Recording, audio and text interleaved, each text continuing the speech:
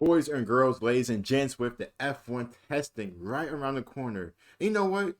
I'm excited. I'm really excited for this season. Now, you guys have probably been asking, Chaz, where's the livery prediction? Chaz, where are your actual predictions? You guys let me know in the comments down below. You guys, just overall predictions of the season. It can be just one prediction. It can be 2, 3, 4, however. It can be driver prediction.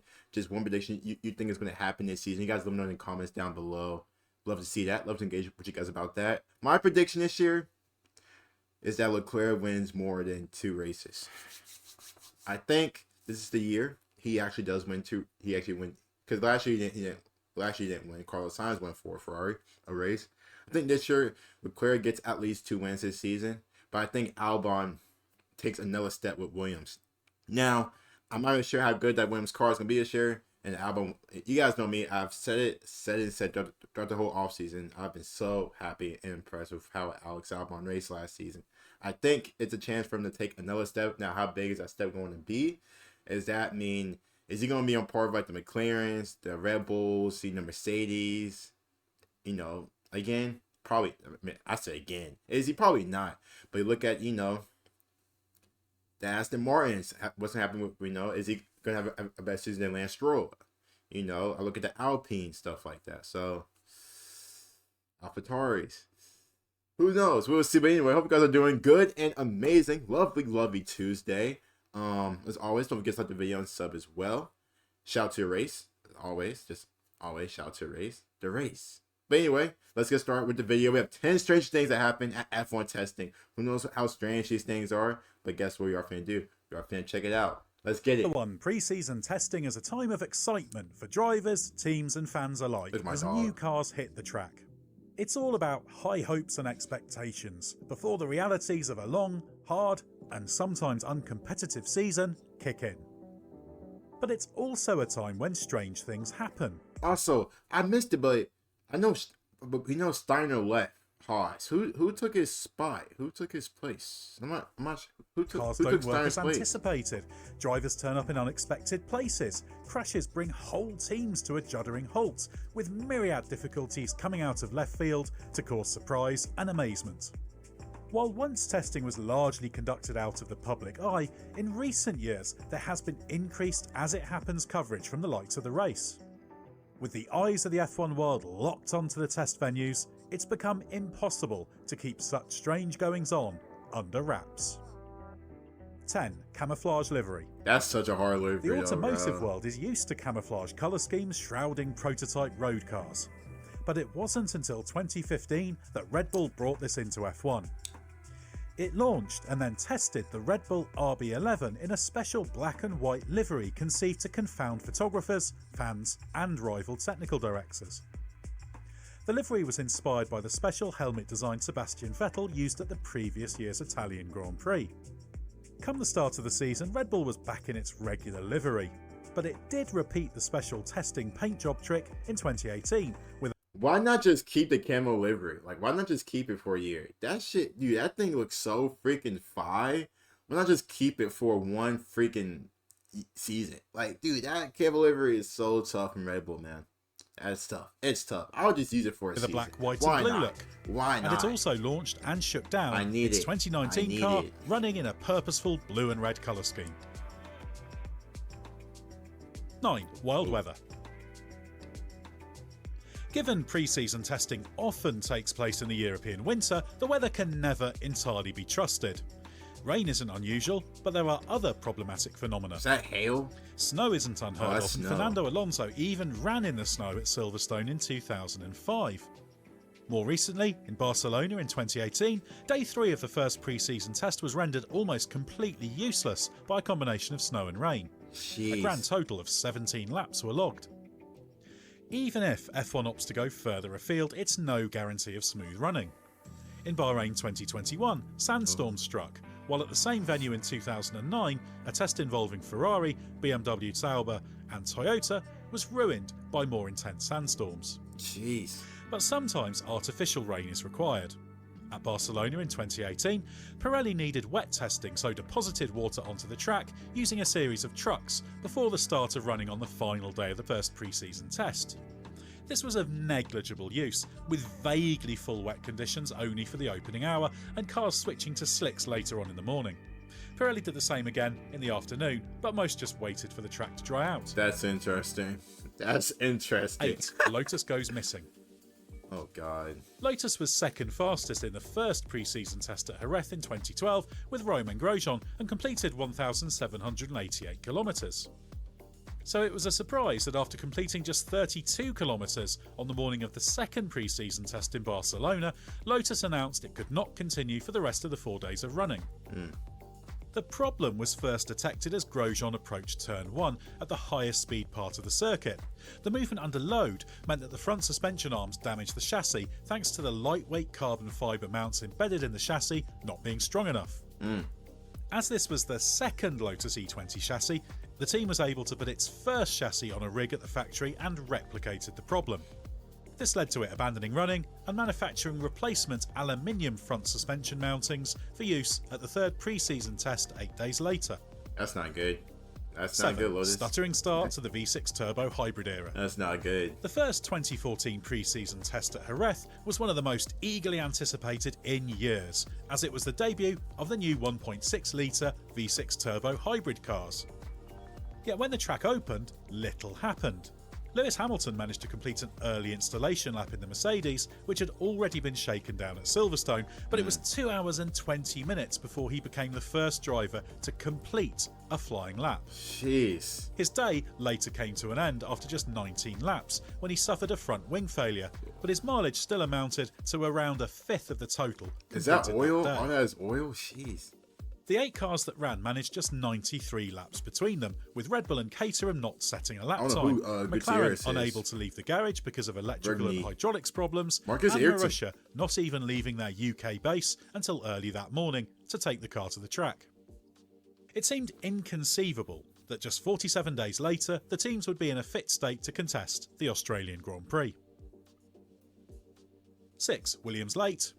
But I would assume that's a good reason why you test out a new engine like that in preseason, so you can at least get it fixed. Now, if you can't get it fixed by Australia, then it does make sense to, like, I guess, move back the race a week just because, you know, you want to have the cars. Like, if none of the cars can do it, what's the point? Like, oh my God, that was a crazy hiccup. But if none of the cars can, like, drive correctly and stuff like that because of what the new, like, engines, and yeah, it makes sense. It makes sense. But hey, listen, the good thing happened in preseason. That's why preseason is there. To test out new things, try out new things, to experiment new things, to look at new things.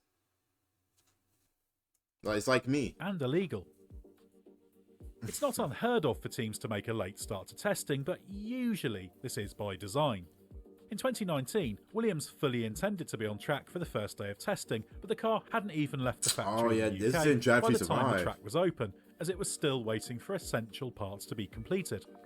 This is sick, because I remember this in Drive to Survive when I first seen it. Oh my God. This is why I knew Williams was going out bad. This is when I knew Williams was just out. It wasn't ready bad. to run until the afternoon of the third day of pre-season testing, when George Russell completed 23 laps and set a time just under 8 seconds off the pace.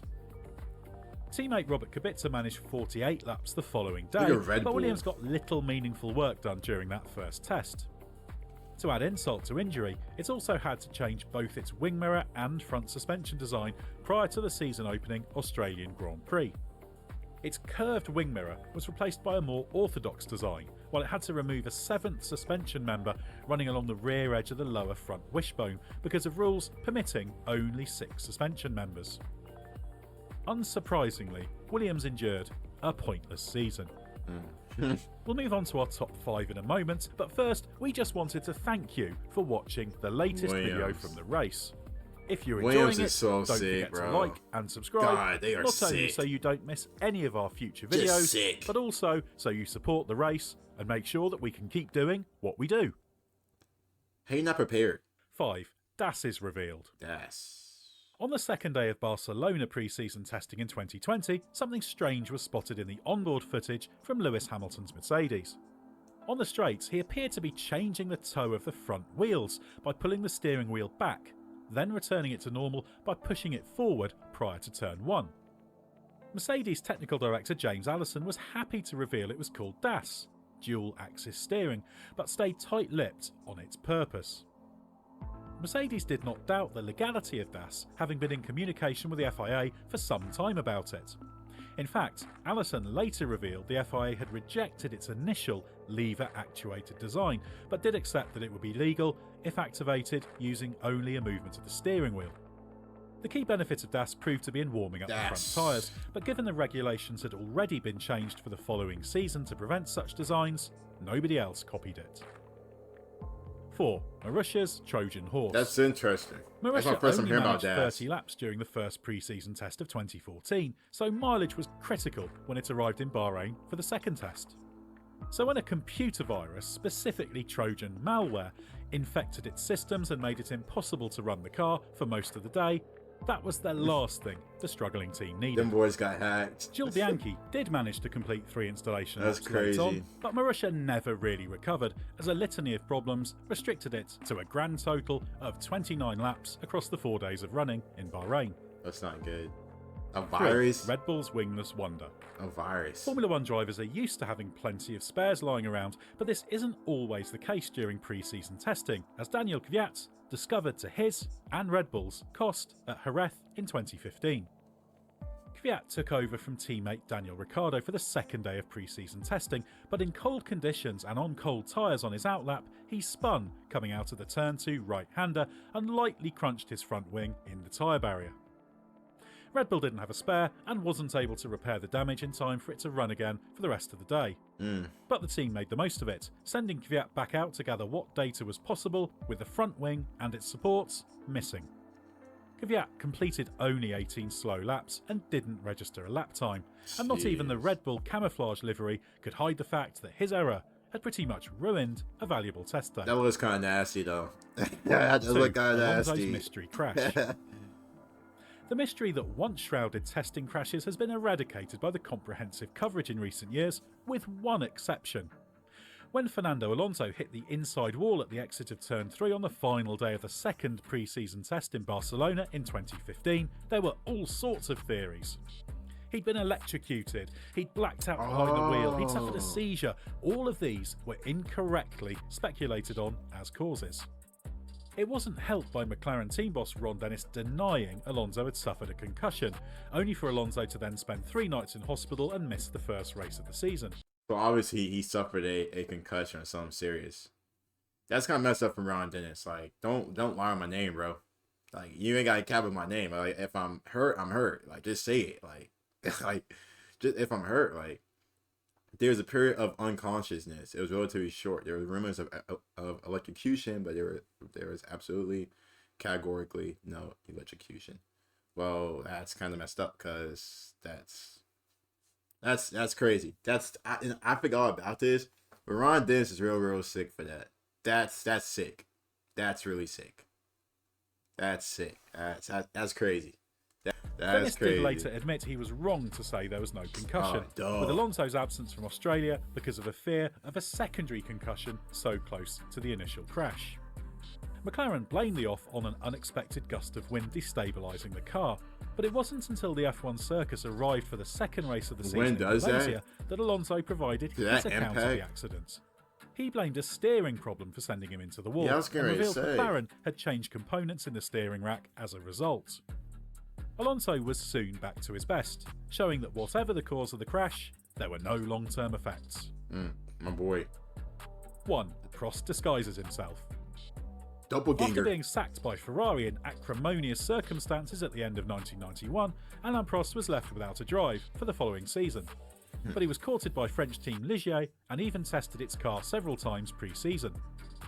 Prost went incognito for the first Ligier test at Paul Ricard in January, wearing the tricolor helmet of compatriot Eric Comas. At the time, the team claimed this was because his own lacked the required radio fittings, and white overalls. He tried out the Ligier Renault JS37, and he showed impressive pace compared to regular driver Thierry Boutsen. Given the impossibility of keeping his test secret, his subsequent running was conducted as Alain Prost. He completed significant test mileage at Paul Ricard, Manicourt and Estoril, but a deal that would have ultimately led to Prost being given a controlling stake in the team didn't come to pass because of a lack of backing. Prost's final decision didn't come until after the opening race of the season at Kyalami, where Ligier ran in the midfield. The news came He to was the just relief looking of out for his Comas, boys. who would have lost his Ligier drive to accommodate Prost. I mean, I'm not too mad at Alan. He was just looking out for his boys. It seemed like he was just looking out for his boys. But the Red Bull is crazy. The Fernando Alonso one is crazy. And then like Kvyat not having his front wing driving about that. Some of these were kind of like sick. Like the Williams one. Oh, jeez. Like, how you not ready? How you not ready, man? Like, it happens. You know, we are all human. We all make mistakes. But anyway, hope you guys did enjoy the video. As always, don't forget to like the video and sub as well. Take care. Stay amazing. Talk to you guys soon. Peace.